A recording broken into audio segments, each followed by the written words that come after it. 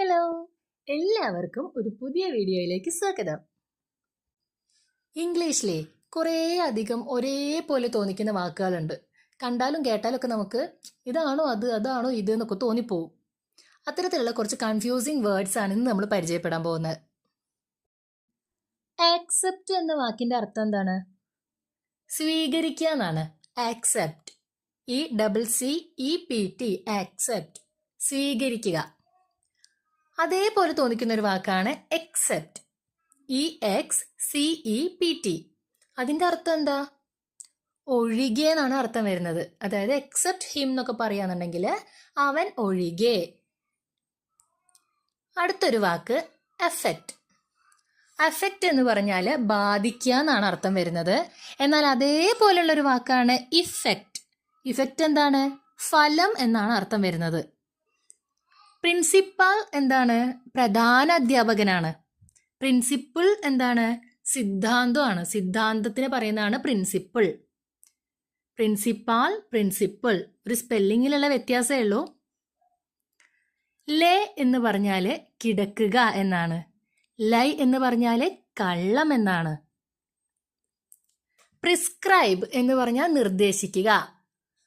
Doctor prescribe ചെയ്തു എന്നൊക്കെ പറയാറില്ലേ? ഇന്ന മെഡിസിൻ ഡോക്ടർ പ്രിസ്ക്രൈബ് ചെയ്തു, ഡോക്ടർ നിർദ്ദേശിച്ചു. പ്രോസ്ക്രൈബ് എന്താണ്? നിരോധിക്കുകയാണ്. ചില മെഡിസിൻസ് ഒക്കെ പ്രോസ്ക്രൈബ് ചെയ്തു എന്ന് പറയാറുണ്ട്. ഇന്ന മെഡിസിൻ പ്രോസ്ക്രൈബ് ചെയ്തു, അതായത് ഇന്ന മെഡിസിൻ നിരോധിച്ചു, ഇപ്പൊ മാർക്കറ്റിൽ കിട്ടാനില്ല. റൈറ്റ്, WRITE, റൈറ്റ്, എഴുതുക എന്നാണല്ലേ അർത്ഥം.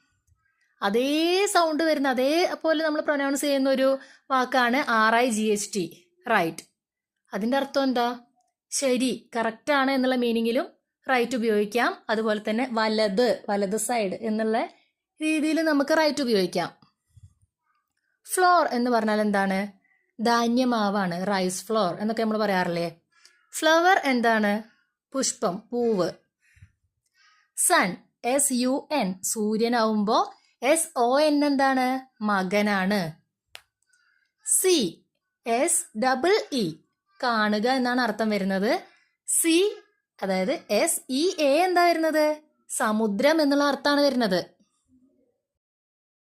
MEET, മീറ്റ് എന്താണ് അർത്ഥം? കണ്ടുമുട്ടുക എന്നാണ് അർത്ഥം.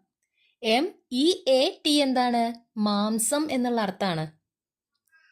വോൾ എന്ന് പറഞ്ഞാല് എല്ലാം. ഹോൾ എന്ന് പറഞ്ഞാലോ കുഴി.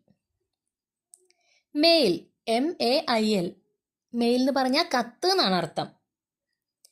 മെയിൽ, MALE, മെയിൽ എന്ന് പറഞ്ഞാൽ എന്താണ്? പുരുഷൻ എന്നാണ് അർത്ഥം.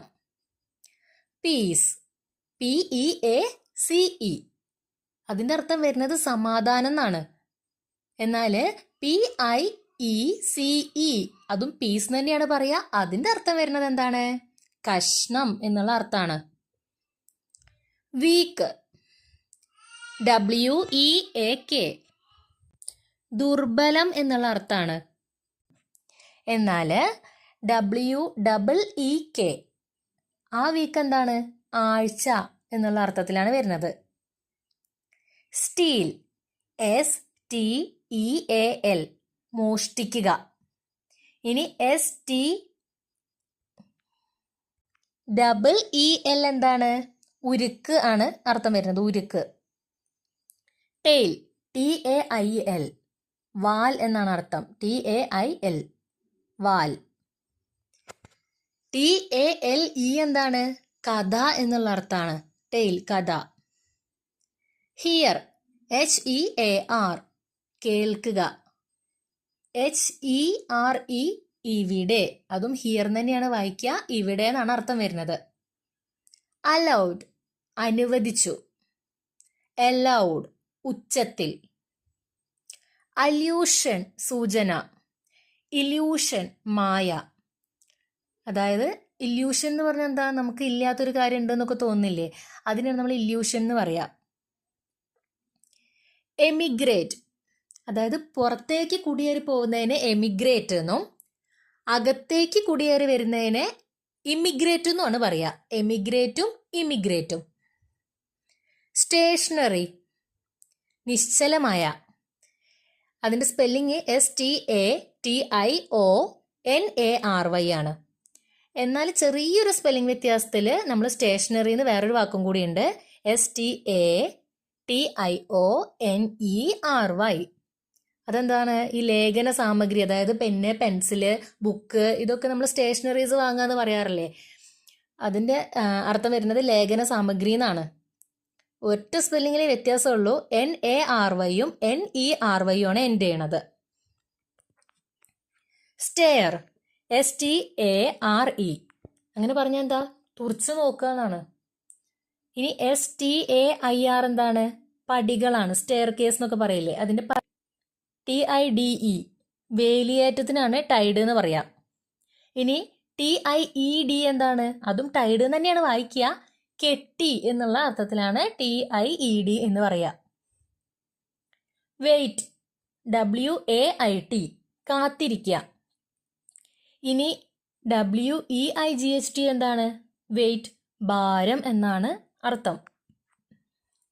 വേരി എന്ന് പറഞ്ഞാൽ വ്യത്യാസപ്പെടുക എന്നും വെരി എന്ന് പറഞ്ഞാൽ വളരെ എന്നുമാണ് അർത്ഥം. ത്രൂ എന്ന് പറഞ്ഞാൽ എന്താണ്? വലിച്ചെറിയുക.